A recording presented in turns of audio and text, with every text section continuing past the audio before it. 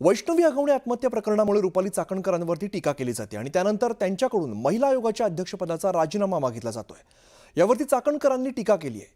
माझ्यावरती टीका करतायत कारण त्यांना माहिती आहे आयोगावरती टीका केली की प्रसिद्धी मिळते, असं रुपाली चाकणकर यांनी म्हटलंय। तर त्यांच्यामुळे प्रसिद्धी मिळवण्यासाठी रुपाली चाकणकर या काय रश्मिका मानधन आहेत का, असा सवाल सुषमा अंधारे यांनी केलाय।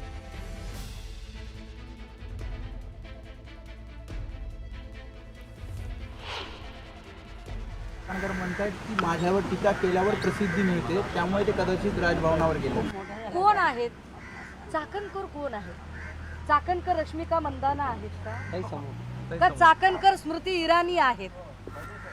चाकणकर आहेत कोण? म्हणजे कोणत्या क्षेत्रातल्या सुप्रीमो आहेत? राजकारणातल्या, बॉलिवूड मधल्या, प्रशासनातल्या? कोण आहेत चाकणकर की त्यांच्यावर बोलल्यावर प्रसिद्धी वगैरे मिळते? मला वाटतं काही लोकांना फारच मोठे गैरसमज असतात। त्यांनी या अंधश्रद्धेतनं जितक्या लवकर शक्य होईल तितक्या लवकर बाहेर यावं।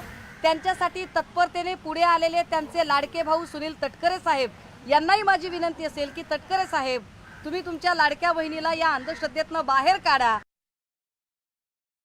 चांगल्या पद्धतीचं काम होत असताना आपण जर आयोगावरती बोललो, आयोगावरती टीका केली किंवा आपण राजीनामा घेऊन गेलो, असं काहीतरी केलं तर आपली बातमी होणार आहे।